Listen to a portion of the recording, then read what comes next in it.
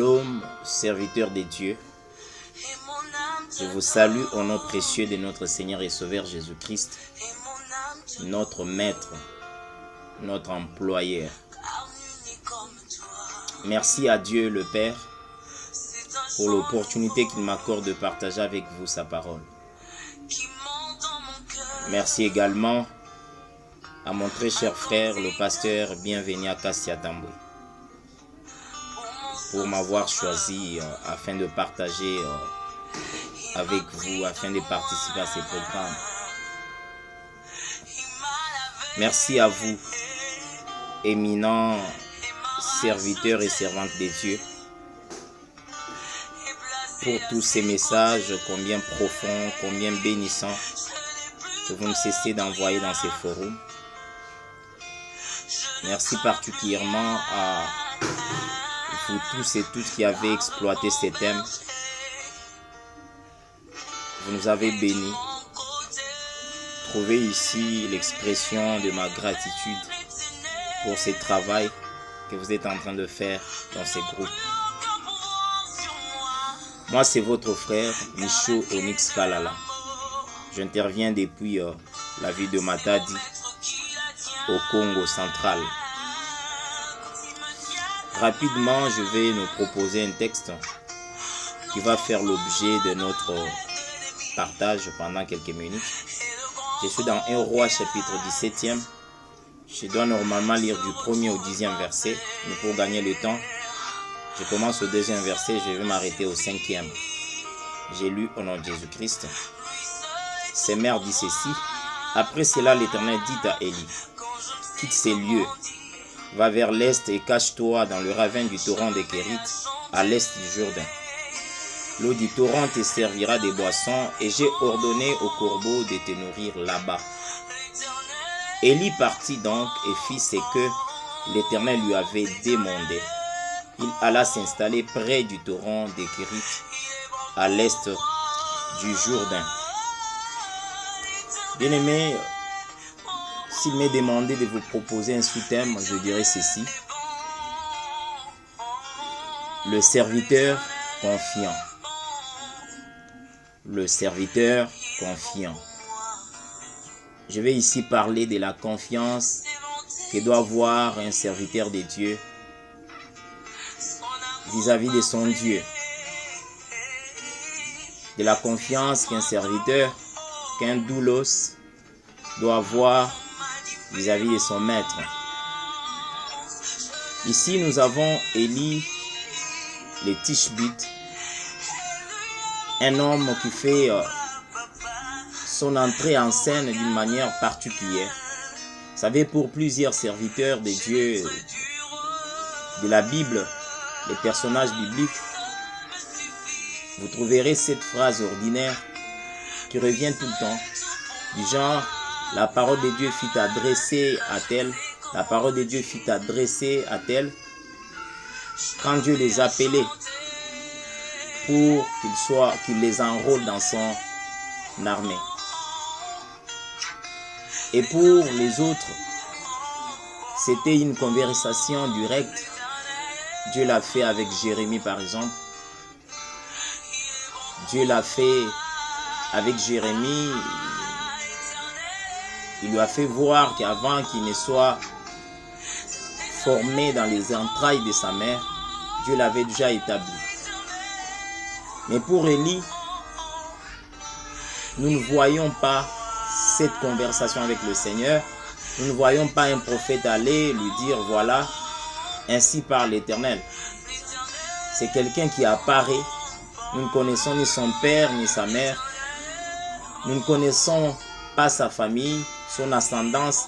Nous n'avons aucune information sur ça, aucun détail. Mais cet homme de Dieu apparaît avec une démonstration de puissance extraordinaire. Il arrête la pluie pendant 3 ans et 6 mois. Ce qui est intéressant, c'est la déclaration qu'il fait. Il dit, il y aura ces années-ci ni pluie ni rosée, sinon sur ma parole, sinon à ma parole.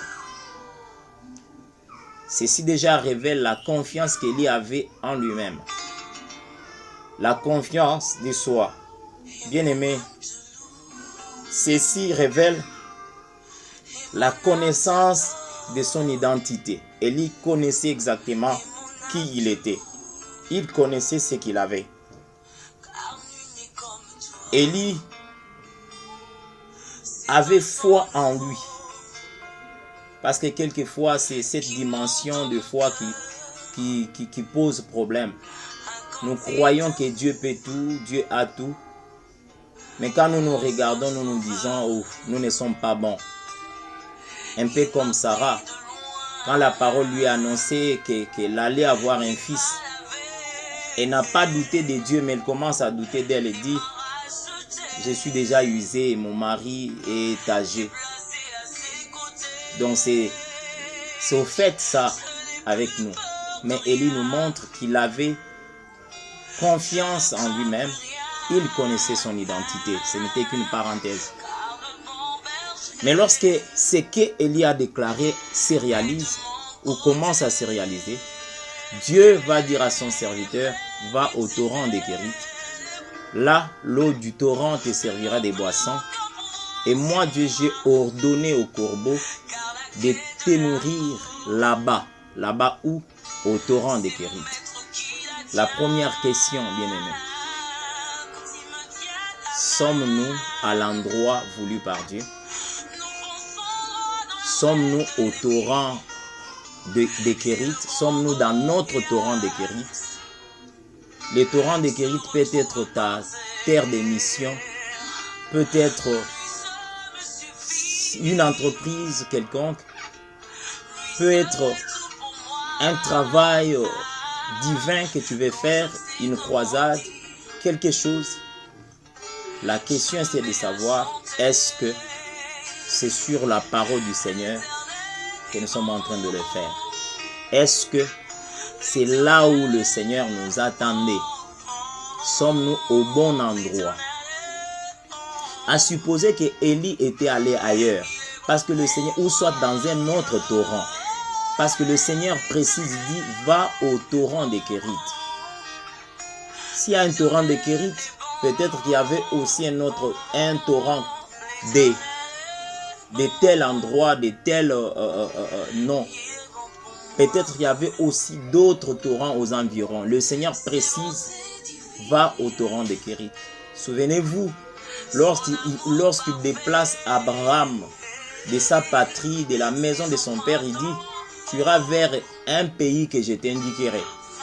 Souvenez-vous encore, lorsque Dieu demandait à Abraham d'aller sacrifier Isaac, il dit, tu vas arriver à Moriah, certes, mais tu vas le faire sur l'une des montagnes que je t'indiquerai.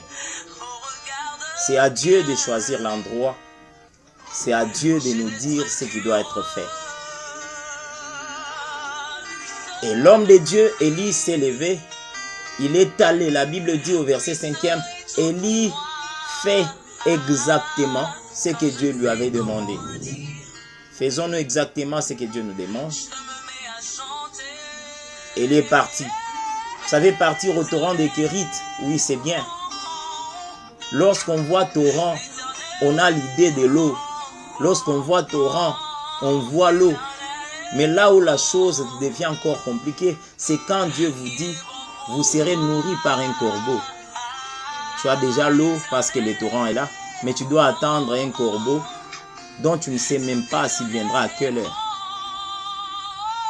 Certainement que Élie avait des informations, avait été au parfum de tout ce qu'il y avait comme loi en rapport avec les corbeaux. Certainement qu'il savait ce qui s'était passé au temps de Noé. Il savait que le corbeau s'était révélé infidèle. Il n'avait pas ramené la bonne information. Il pouvait aussi se dire, waouh, ces corbeaux qui n'avaient pas été fidèles au temps de Noé, c'est que je vais vivre des histoires avec lui. Élie pouvait dire que la parole de Dieu dans Deutéronome chapitre 14e, verset 14, nous fait voir que les corbeaux et toutes ces espèces impures ne devaient pas être ni touchées ni mangées. certainement qu'Élie connaissait tout cela. Mais parce que c'est Dieu qui avait parlé, l'homme de Dieu a fait confiance à Dieu. Il est allé au torrent des Kérith, pas ailleurs. Parce que Dieu n'avait pas dit à son serviteur, va sur une montagne, va sous un arbre, va dans telle vallée, va dans tel pays, dans telle contrée. Il a dit au torrent des Kérith. Vous savez, aujourd'hui, d'aucuns disent que Dieu est omniprésent. Nous pouvons le servir partout. Je pense que non. Dieu est omniprésent, certes, mais nous devons le servir à l'endroit choisi par lui, déterminé par lui. Quand c'est Ninive, n'empruntons pas le chemin de Tarsis. Restons à Ninive ou allons à Ninive. Quand c'est au torrent des Kérith, allons au torrent des Kérith. N'allons pas à Sarepta parce qu'il ne nous a pas encore dit d'aller à Sarepta. Cet homme a fait confiance à son Dieu. Il est resté au torrent de Kérith. Bien des serviteurs de Dieu, parmi ceux qui nous ont précédés, ont défini le serviteur. Le grec nous dit que serviteur, c'est doulos, qui veut dire esclave. Cher serviteur de Dieu, savons-nous que le serviteur, l'esclave, n'a pas de volonté? Il fait la volonté de son maître. Il dépend totalement de son maître. S'il a une volonté, je parle ici de l'esclave ou du serviteur, s'il en a une, celle-ci se fond dans la volonté du maître. Si l'esclave a une volonté, à chaque fois qu'il est en face de son maître, sa volonté se voit absorbée par celle du maître. C'est que nous, en tant que serviteurs de Dieu, nous devons laisser notre volonté à nous, nos volontés à nous, être absorbées par celle de celui qui nous a employés. Nous devons rester au torrent de Kérith parce que c'est là que Dieu nous attend, c'est là que Dieu nous a envoyés. 4 éléments ont attiré mon attention. 4 éléments à savoir lorsqu'on est au torrent des Kérith. 4 éléments que l'on doit connaître, que l'on doit savoir quand on a fait confiance à Dieu. Le premier, c'est que le corbeau viendra à coup sûr, parce que c'est l'Éternel lui-même qui lui a donné l'ordre de nous rejoindre. Le corbeau viendra à coup sûr, parce que c'est Dieu qui lui a donné l'ordre. C'est Dieu qui lui a ordonné. La Bible dit dans Ésaïe chapitre 43e, le verset 13, partie B, la nouvelle édition de Genève dit ceci: j'agirai, qui s'y opposera? Lorsque c'est Dieu qui a parlé, sa parole ne connaît pas d'appel. Après lui, plus personne ne peut encore parler. Si c'est lui qui a parlé au corbeau, même si au temps de Noé, les corbeaux étaient infidèles, sachez que cette fois-ci-là, le corbeau sera fidèle parce que c'est Dieu qui l'a envoyé.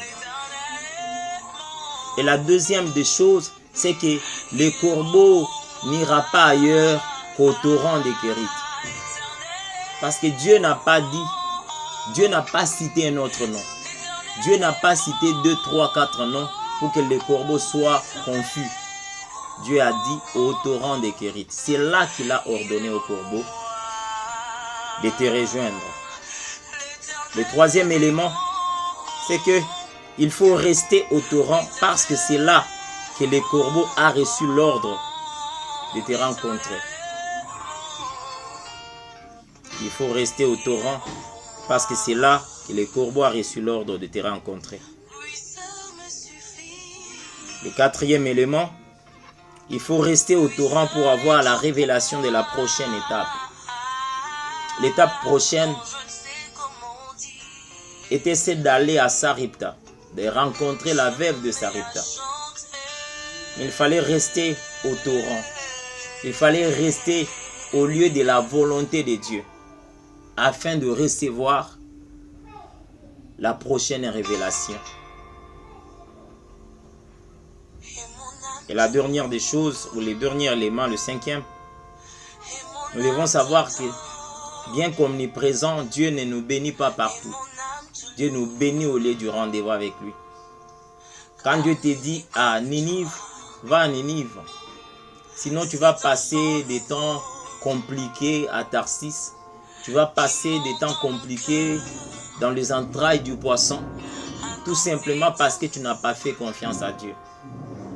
Tout simplement parce que tu te poses trop de questions. Même si à Ninive, il y a de dieux étrangers, Dieu ne va pas te laisser mourir parce que c'est lui qui t'a envoyé. Il dit, je suis avec toi tous les jours jusqu'à la fin du monde. Il dit, même quand tu passeras à travers le feu, aucun de tes cheveux ne sera consumé. Bien-aimés, nous devons savoir que si c'est Dieu qui est le metteur en scène de notre histoire, si c'est Dieu qui est le metteur en scène de notre aventure avec lui, il ne nous laissera pas succomber. Par contre, il nous fera arriver jusqu'à notre dernier épisode. Si vous l'avez reçu comme ça, puisse notre Dieu de qui nous sommes serviteurs et fils nous bénir tous. Amen.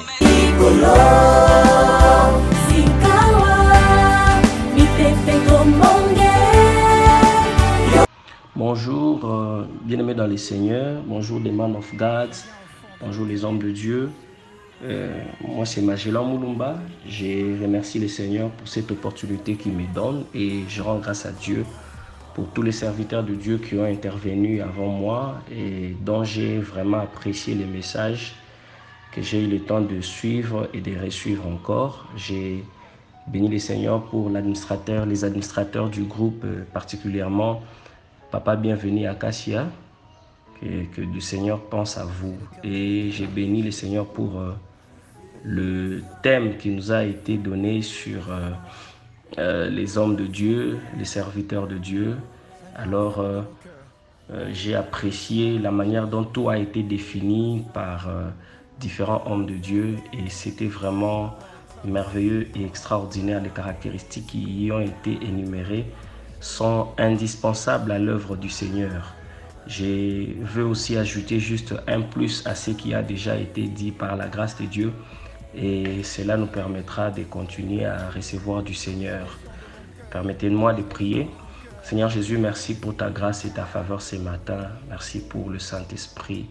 Merci pour la vie que tu nous as donnée aujourd'hui. Je te bénis pour ces moments que nous partageons ta parole. Oh Dieu, sers-toi de nous comme des simples instruments pour faire du bien à chacun, Éternel, pour nous interpeller dans le service où tu nous as placés, mais aussi nos capacités, nous fortifier dans ton amour. Au nom de Jésus-Christ, Amen. Que Dieu soit béni. Je vais partager très rapidement quelques points qui caractérisent un serviteur de Dieu.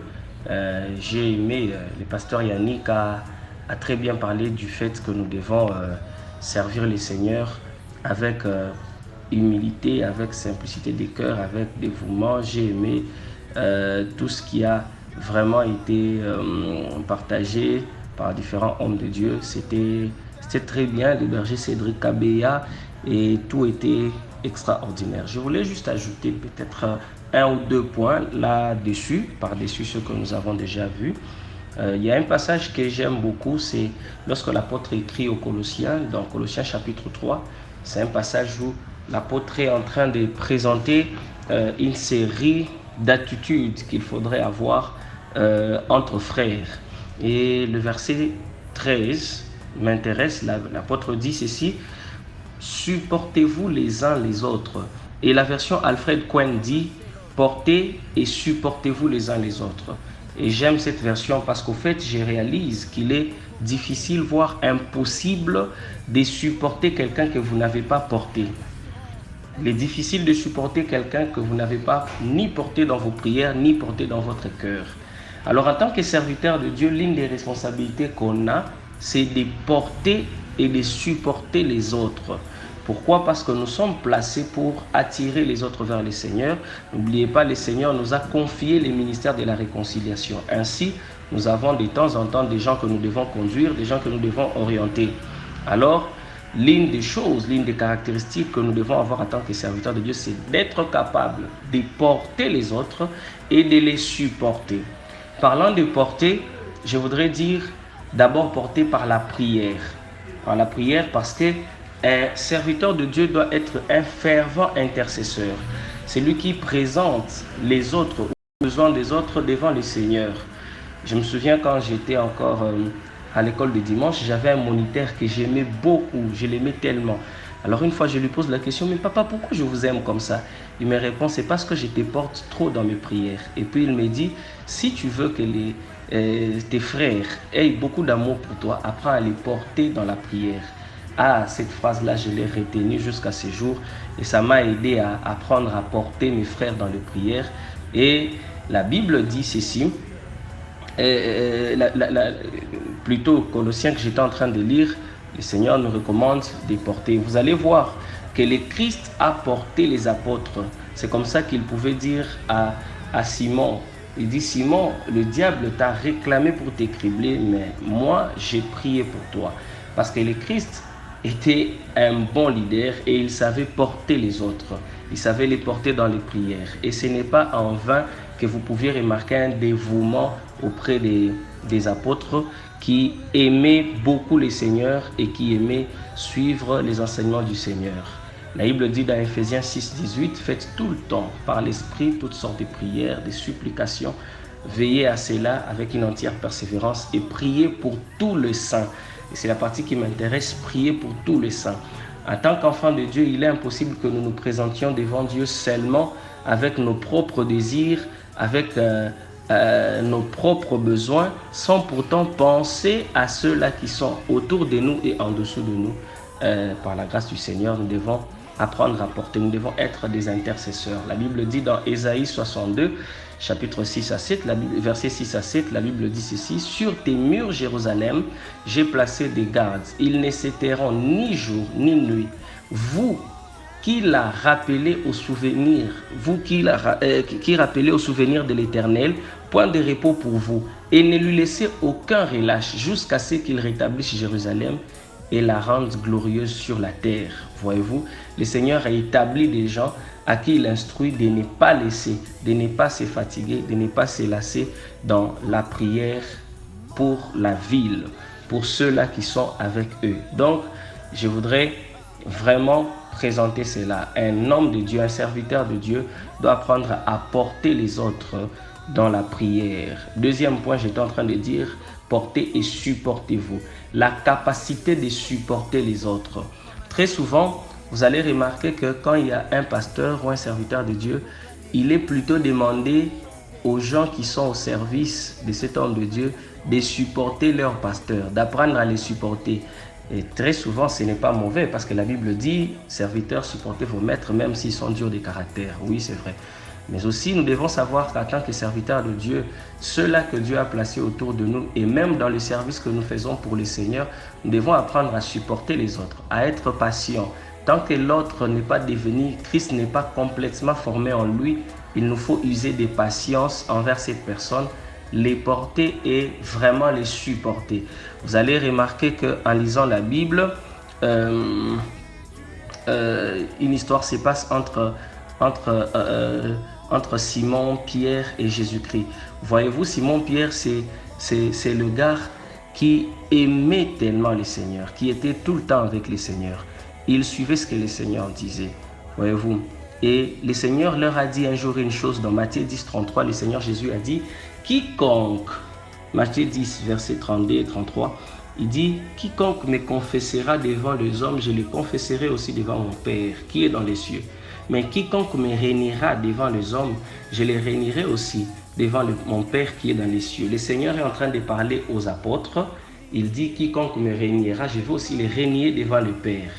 Et il ne dit même pas celui qui me réunira devant le Père. Non, celui qui me réunira devant les hommes.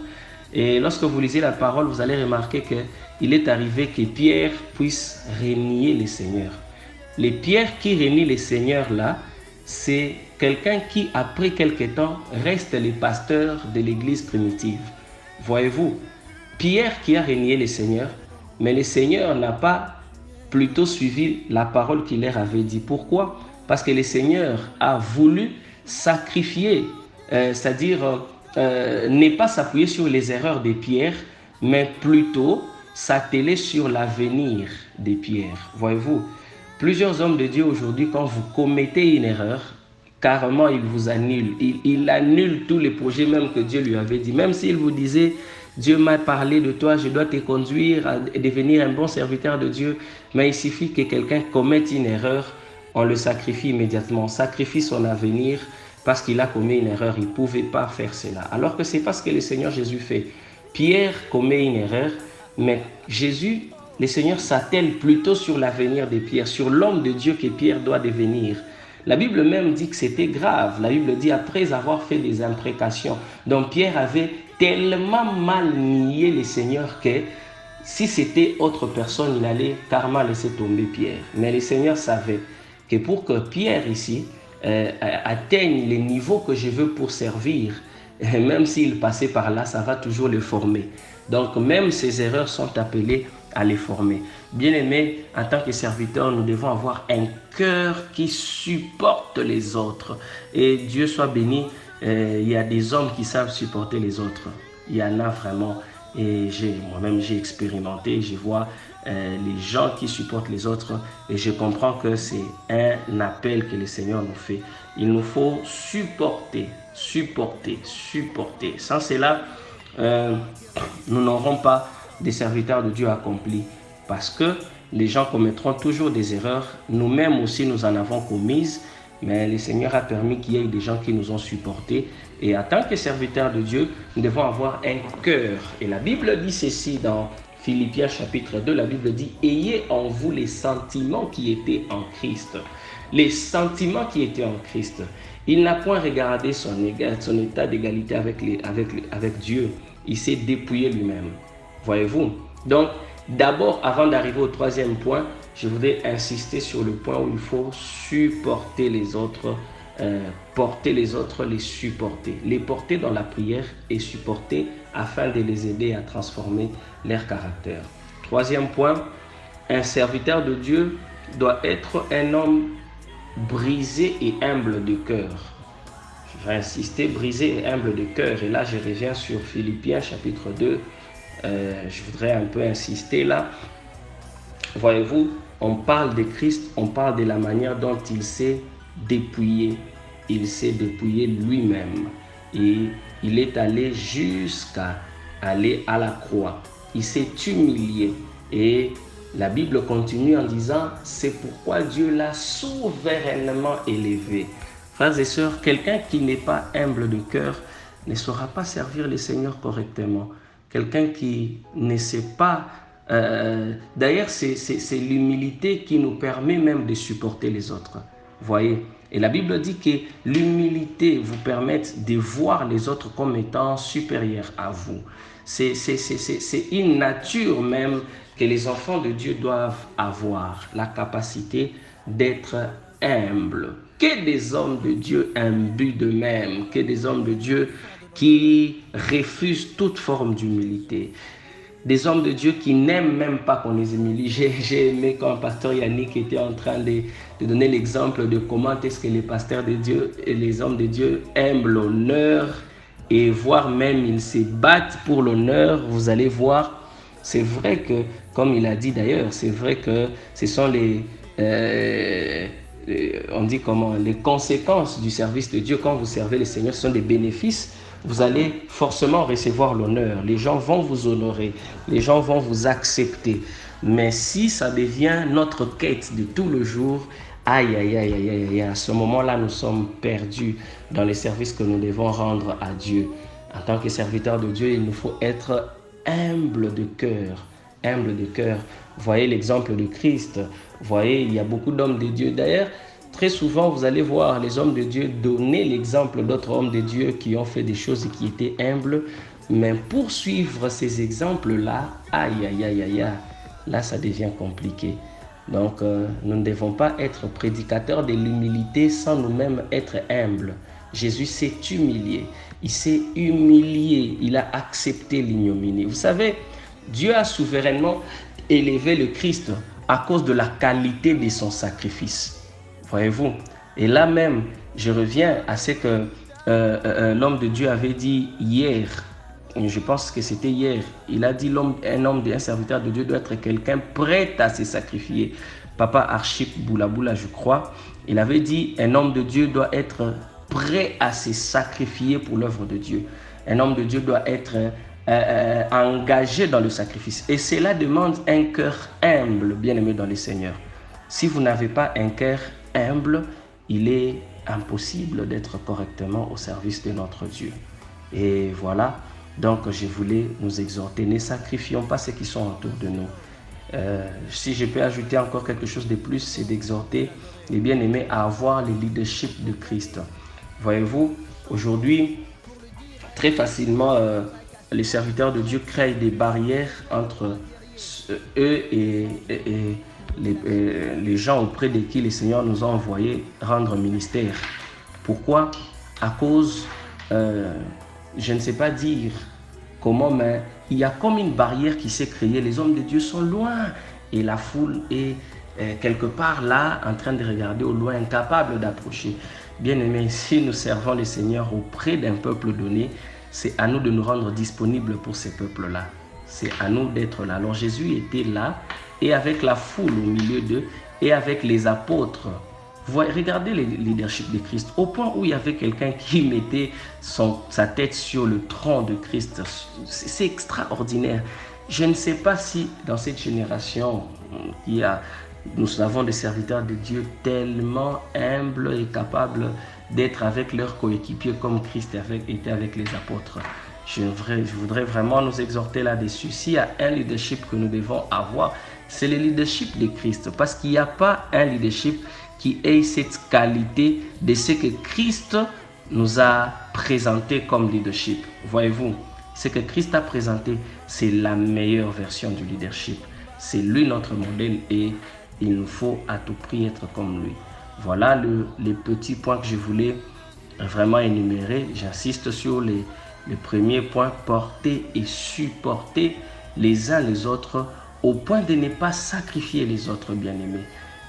Parmi les fils que vous avez, parmi les gens que vous êtes appelés à encadrer, il y aura toujours qui commettront des erreurs bien plus graves, à l'instar peut-être de Pierre. Et peut-être, je ne sais pas si ça pourrait aller au-delà, mais le Seigneur nous exhorte à nous porter et à nous supporter les uns les autres. J'aurais voulu dire beaucoup de choses, néanmoins j'ai vu qu'il y a tellement de bonnes choses qui ont été dites. Je voulais m'atteler sur ces 3 éléments par la grâce de Dieu. Que le Seigneur nous bénisse. Merci beaucoup.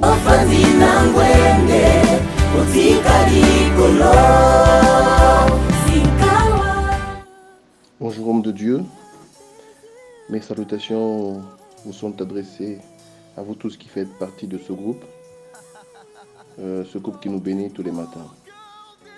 Que Dieu bénisse le pasteur Acacia et tous les administrateurs de ce groupe parce que vous faites tout ce que vous faites pour nous au travail de ce groupe. Que Dieu vous bénisse énormément. Que Dieu bénisse aussi tous ceux qui nous ont édifiés sur le même sujet que moi, à savoir le serviteur de Dieu.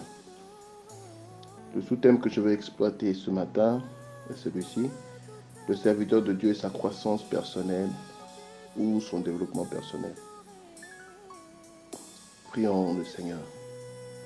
Père éternel, merci pour ce temps que tu nous donnes de pouvoir partager ta parole.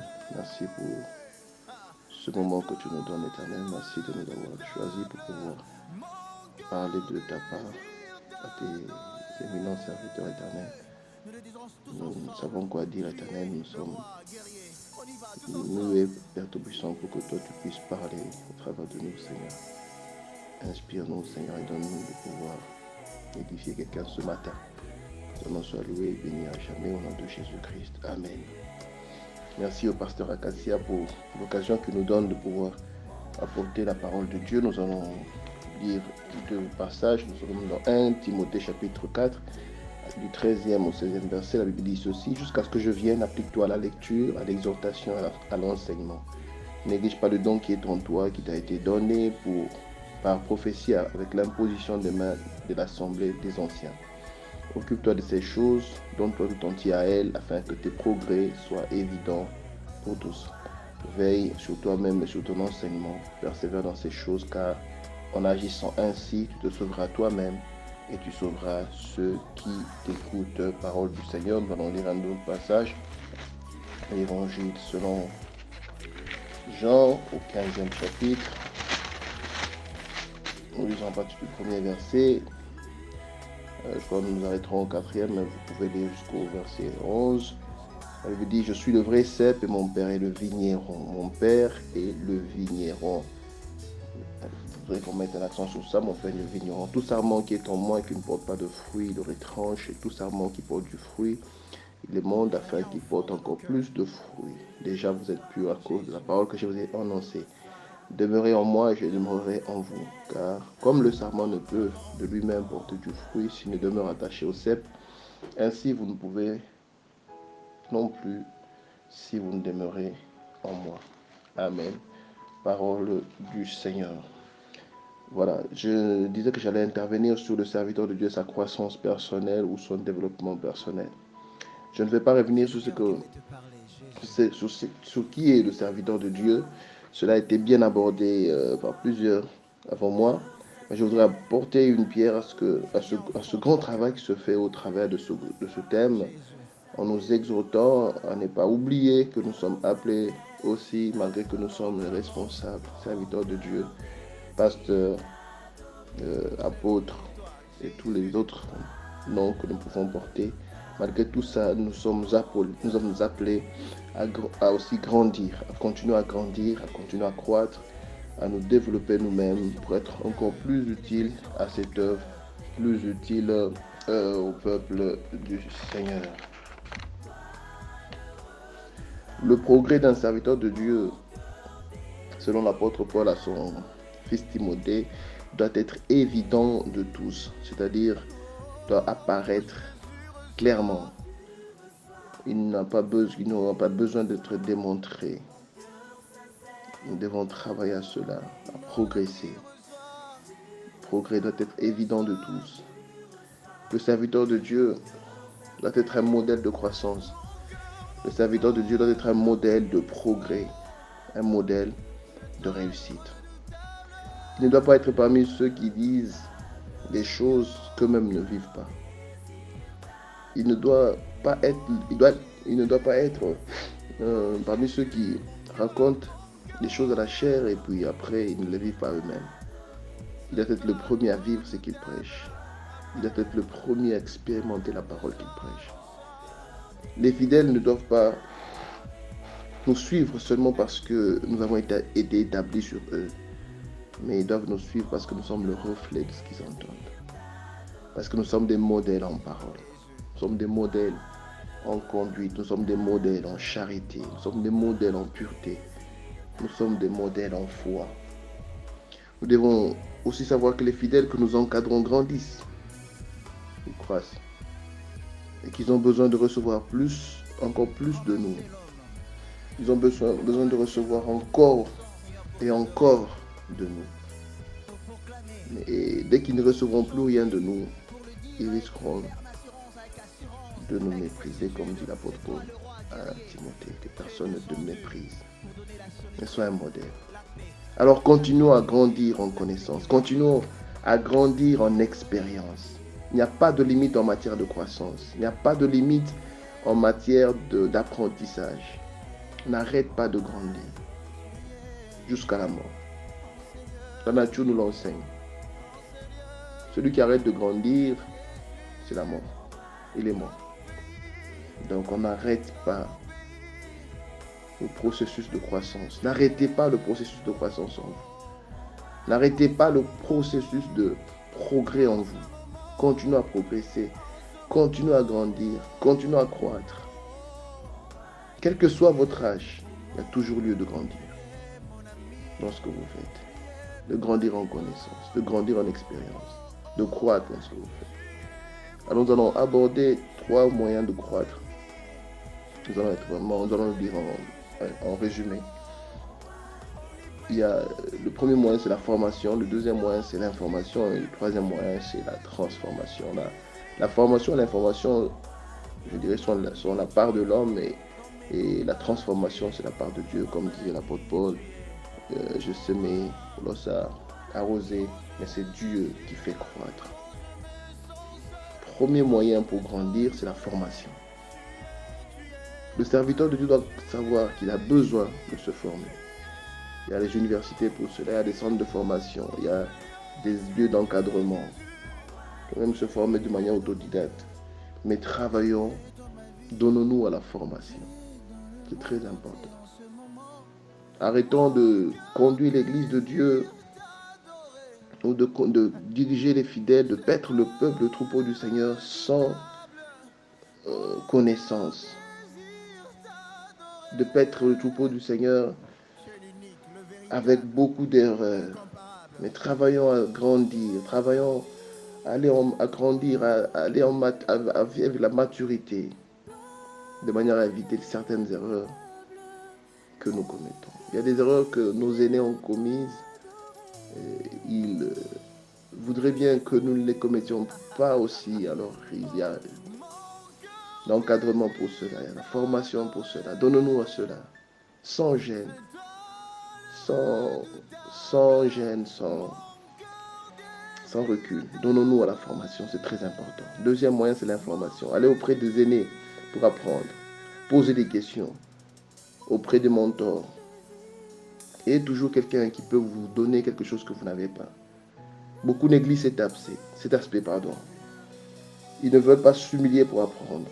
L'orgueil est le premier ennemi de l'apprentissage, cher serviteur de Dieu, cher homme de Dieu. L'orgueil est le premier ennemi de l'apprentissage. Mettez l'orgueil de côté et allez apprendre auprès des autres pour mieux faire bénéficier l'Église de Dieu, pour mieux aider l'Église du Seigneur, pour mieux paître le troupeau du Seigneur. Donnons-nous à l'apprentissage. Il y a des domaines que vous ne maîtrisez pas, mais que d'autres maîtrisent. Il y a des domaines que vous ne connaissez pas, mais que d'autres connaissent. L'apôtre Paul dit, jusqu'à ce que je vienne, applique-toi à la lecture, à l'exhortation, à l'enseignement. Nous y voyons 2 choses importantes, la connaissance, la croissance dans la connaissance, par la lecture, et la croissance par l'expérience, par l'exhortation, dans l'expérience, par l'exhortation et l'enseignement. C'est très important. Je disais qu'il y a des domaines que vous ne maîtrisez pas. Ne dites pas que ce n'est pas mon domaine, alors que votre Église aussi en a besoin. Allez apprendre auprès de ceux qui maîtrisent mieux que vous. Ne néglige pas le don qui t'a été donné. Il y a certains dons qui ne deviendront productifs que si nous apprenons, que si nous nous donnons la formation, que si nous acceptons que d'autres nous montrent le chemin, comment faire, comment aborder la chose, comment utiliser ce don, comment... C'est très important. Vous allez plus vite en vous humiliant et allant poser des questions aux autres, au lieu de tout le temps essayer par tâtonnement. Il y a certains dons, certains talents qui exigent un encadrement pour leur éclosion, pour leur explosion en vous. L'apôtre Paul dit, donne-toi tout entier à l'apprentissage pour que tes progrès soient évidents de tous, j'ai bien dit, de tous. L'apôtre Paul dit qu'en agissant ainsi, tu te sauveras toi-même et tu sauveras ceux qui t'écoutent. Si vous ne le faites pas pour vous-même, faites-le au moins pour votre Église. Faites-le au moins pour ceux qui vous écoutent. Si vous ne voulez pas grandir pour vous-même, même si c'est important de le faire, faites-le au moins pour ceux qui vous écoutent. Donnons-nous donc à l'apprentissage pour grandir en connaissance et en expérience. Allons de progrès en progrès, de gloire en gloire. Ne laissons pas les succès où les réussites d'hier et d'aujourd'hui nous empêchaient de devenir meilleurs demain, nous empêchaient de faire mieux, nous empêchaient de faire plus. Allons de gloire en gloire. C'est ainsi que notre Dieu sera glorifié. Ne vous arrêtez pas aux gloires d'hier, aux exploits d'hier, aux réussites d'hier. Beaucoup se sont arrêtés tellement à un grand enseignement qu'il a fait, une grande révélation qu'il a eue du Seigneur, il s'est arrêté là, alors que le Seigneur peut encore vous révéler plus. Alors que le Seigneur peut encore vous donner plus. Donnez-vous à l'apprentissage. Travaillez, lisez, écoutez, au travers de la lecture, au travers des vidéos, au travers de... Aujourd'hui, il y a tous les moyens, Internet peut vous aider à grandir dans la connaissance, vous aider à connaître des choses que vous ne connaissez pas. Donnez-vous à ces choses. C'est très important. Tant que nous parlerons de nos réussites passées, nous perdrons la vue sur notre vision. Faisons comme l'apôtre Paul qui disait, oublions ce qui est en arrière, courons vers de nouvelles connaissances, courons vers de nouvelles révélations, courons vers de nouvelles expériences, continuons à progresser pour être plus utiles à l'Église du Seigneur, pour faire plus et pour faire mieux. Le troisième moyen pour grandir, c'est la transformation qui est la part de Dieu. Je vais m'inspirer ici de l'exemple de la vigne, du travail du vigneron. Je vais lire ce que j'ai trouvé sur ce travail et nous allons voir comment le vigneron par excellence, notre Seigneur Jésus-Christ, notre Père Céleste, nous transforme pour nous rendre plus utiles. Je vais lire ce que j'ai trouvé sur la vigne, le travail du vigneron. Au début du printemps, la sève remonte. Les bourgeons s'ouvrent et laissent apparaître une jeune pousse. Les feuilles aussi apparaissent. Voici l'été, il fait de plus en plus chaud. Le soleil brille et de toutes les petites fleurs blanches apparaissent en forme de grappes. Ce sont des fleurs, une fois fécondées, qui se transforment en grains de raisin. Excusez-moi. Le vigneron aide à cette transformation. Il coupe les feuilles pour un ensoleillement optimal et permettre aux raisins verts de changer de couleur. Les raisins mûris gagnent en sucre et perdent en acidité. Il arrive à maturité. Le voilà prêt à être cueilli. Mais cela ne s'arrête pas là. C'est le temps de vendange. C'est un travail physique. Les coupeurs coupent les grappes et les porteurs qui ramassent les seaux de raisin. La vendange, c'est le foulage au pied ou le pressurage grâce à un pressoir. Une fois accompli, le jus produit est placé dans les caves de fermentation. Le vigneron contrôle la température. Le levage achevé, le vin est prêt à être embouteillé. Voilà ce que j'ai lu. C'est un processus de transformation. C'est ce que fait le vigneron aussi par excellence. J'ai lu ce processus pour montrer comment le vigneron travaille de manière à produire un vin. Le produit de la terre est valorisé pour être commercialisé, pour être utilisé, pour être utile, avoir plus de valeur. Le Seigneur qui est le vigneron par excellence s'occupe de notre transformation. Il s'occupe de notre transformation. Il utilise les éléments naturels, les circonstances de la vie, tout ce qui peut venir pour nous transformer. Le vigneron, comme nous l'avons vu, coupe les feuilles pour exposer de manière optimale le raisin pour les amener à la maturité. Le serviteur de Dieu doit comprendre que si Dieu veut l'amener à la maturité dans un domaine ou un autre, dans votre ministère, dans votre mariage, dans l'éducation, plusieurs domaines, l'éducation des enfants, la gestion de son couple, la gestion de l'argent, la gestion des conflits, la gestion des transitions. Il y a plusieurs domaines. Dieu l'exposera au soleil.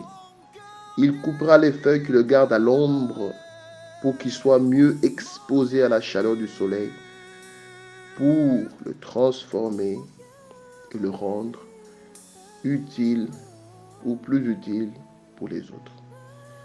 Il y a certains domaines, pour que nous puissions mieux les exploiter ou les enseigner à l'Église du Seigneur, le Seigneur nous fera passer par certaines difficultés, certaines épreuves pour nous transformer. Comme disons que Dieu nous expose à la chaleur du soleil pour nous transformer. Ça nous fait passer par des situations difficiles pour nous enseigner dans ce domaine, nous amener à la maturité, de manière à ce que quand nous les enseignerons au peuple de Dieu, nous puissions mieux les enseigner. Que nous soyons pour eux des modèles dans ce domaine. Tu n'enseigneras mieux que les choses dans lesquelles Dieu t'a rendu mature. Tu n'enseigneras mieux que les choses dans lesquelles Dieu t'a rendu mature. Les vendanges ou la vendange, c'est le foulage au pied. Après avoir coupé les raisins, les grappes, vient l'étape de la vendange. C'est le foulage au pied. On met le fruit dans une grande cuve et on se met à presser le fruit, à le fouler au pied, à le presser dans le pressoir.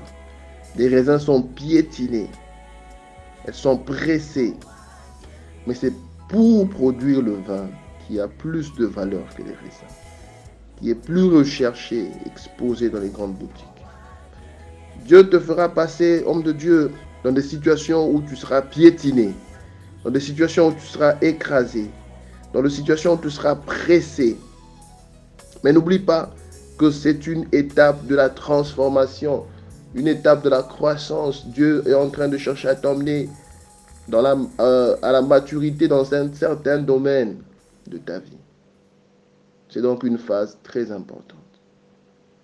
Rien n'arrive au hasard dans la vie du serviteur de Dieu appelé. Quand tu seras piétiné, quand tu seras écrasé, quand tu seras pressé, ne te plains pas. Ne te retire pas de l'œuvre. C'est là que le Seigneur emploie un terme difficile. Il dit, demeurer. Demeure. Demeure, frère. Ne te retire pas. Ne fuis pas. Tu es dans les mains du vigneron. Il sait ce qu'il est en train de faire de toi. Il sait ce qu'il est en train de faire de toi. Ne te retire pas, demeure. Reste là. Malgré les mondages, demeure. Malgré la vendange, demeure. Malgré tout ce que tu peux vivre, connaître dans ton mariage, dans ton ministère, dans ton église, dans ton entourage, ne te retire pas, ne fuis pas. Demeure, frère. Demeure. Il y a certaines choses qui nous arrivent pour nous rendre plus matures dans ce domaine, dans un domaine ou un autre. Ensuite vient l'étape de la fermentation. Le vin est placé dans les caves et là, le travail du vigneron est de contrôler, j'ai dit bien, contrôler la température pour produire le goût qu'il faut selon la volonté du vigneron. Je répète, le vin est placé dans des caves et le travail du vigneron est de contrôler la température pour produire le goût qu'il faut selon la volonté du vigneron. Wow. Le serviteur de Dieu doit donc comprendre par là que Dieu le cachera à un certain moment. Le mettra dans des caves, dans un lieu caché. Dieu te cachera, homme de Dieu. À certains moments, Dieu te cachera, mais dans le but de te transformer. Ça, beaucoup n'aiment pas. Ils n'aiment pas être cachés. Beaucoup n'aiment pas que le Seigneur les garde. Excusez-moi. Cachés. Est-ce que nous acceptons des moments où Dieu nous cache? Des fois par la maladie. 3 mois sans travailler. Par des retraites. Par des moments de sécheresse où vous ne savez plus donner, où vous ne savez plus avancer dans ce que vous faites dans l'église. Des moments de sécheresse, des moments où vous ne recevez pas grand-chose comme révélation claire. Des moments de crise. Homme de Dieu, n'oublie pas que pendant ce moment où Dieu te cache, Dieu est en train de contrôler la température. Rien n'échappe à son contrôle. Il veille sur nous. Il le fait encore plus pendant ces moments-là. Il nous cache, mais il veille sur la température. Que l'épreuve ne soit pas plus forte que toi. si l'épreuve est forte et grande, Dieu sait que tu es capable de la traverser. Serviteur de Dieu, persévère. David choisit Éwan, mais il fallait un moment que Dieu le cache pour faire de lui un meilleur roi. Dieu a dû cacher Moïse dans le désert pendant 40 ans pour faire de lui un meilleur berger pour son peuple. Il contrôle tout et fait concourir toutes choses au bien de son serviteur. C'est ainsi que Dieu lui-même s'occupe de nous, de notre croissance, de notre transformation, pour nous faire progresser, pour nous développer, pour nous transformer, afin de nous rendre meilleurs, de nous rendre plus utiles à son œuvre. Votre transformation est utile pour l'édification de votre Église. Laissez Dieu faire ce qu'il veut faire pour vous donner ce qu'il vous faut pour votre Église, pour votre ministère. Vous donnerez mieux, vous donnerez plus si vous demeurez, restez attaché à Dieu pendant qu'il fait son travail de transformation. Voilà un peu ce que nous avions à dire à propos du serviteur de Dieu et de sa croissance. Nous avons parlé de 3 moyens pour croître, pour grandir, pour travailler sur sa croissance personnelle. On dit la formation, nous avons parlé de l'information et nous allons parler de la transformation. Demeurer, rester là, laisser Dieu agir, laisser Dieu faire son travail en nous pour nous transformer, nous rendre meilleurs, afin que le peuple de Dieu soit encore plus béni par nous. Que Dieu nous bénisse. Bonne journée.